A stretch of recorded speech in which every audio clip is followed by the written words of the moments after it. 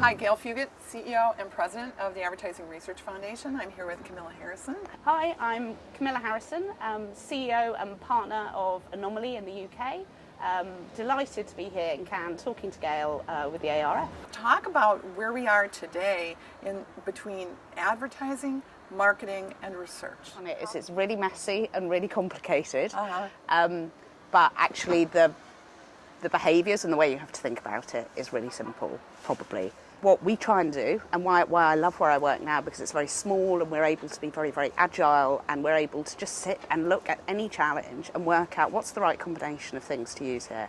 How do you use analytics? Is that going to be helpful in this? How do you use them? Who are we talking to now? And I think just unlearning everything that you've learned the whole time and being able to work in a way that allows you to think afresh.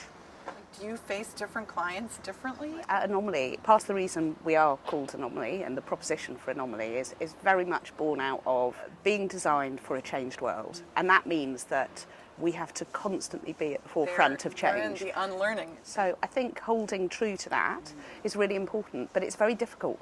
You know, and the bigger and the more cumbersome an organisation becomes, the harder that agility is.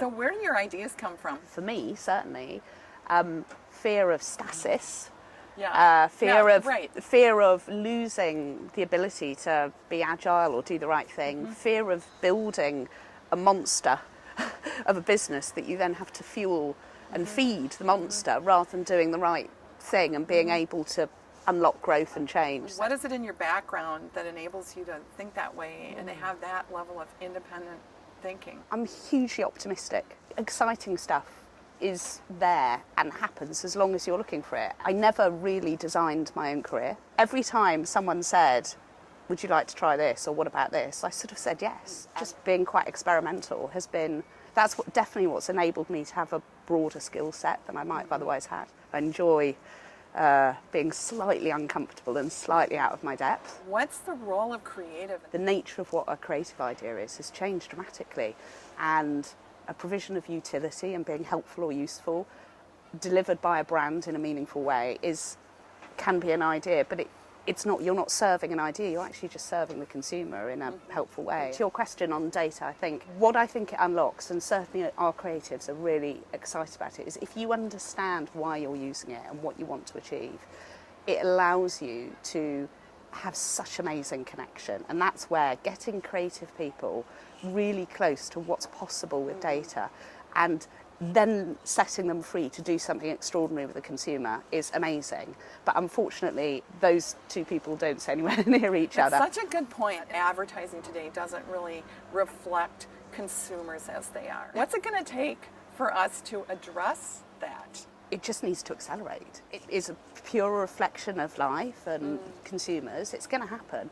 But there's a massive lag, and it's only relatively recent. It's been a conversation, so we just have to push really hard. We have to speak up. We have to help each other overtly, and we have to just keep reminding businesses of all types that what you're used to seeing, that split isn't normal. We have to sort of denormalise it, because everyone's just used to being in a room often where they're the only one.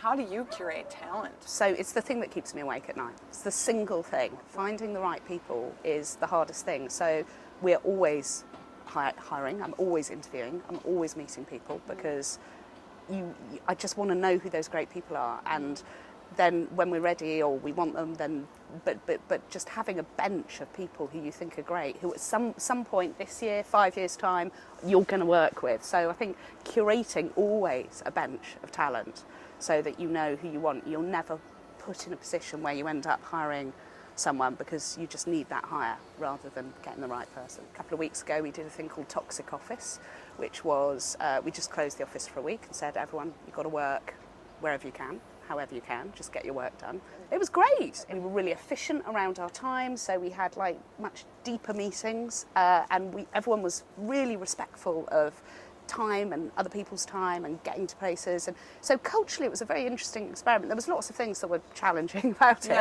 but it was interesting. We're doing another one, mobile only week. So we're just taking away people's computers, everyone in the whole company, and just having them work on their mobile and see what that does. The best talent is on the brink of not working in our industry now.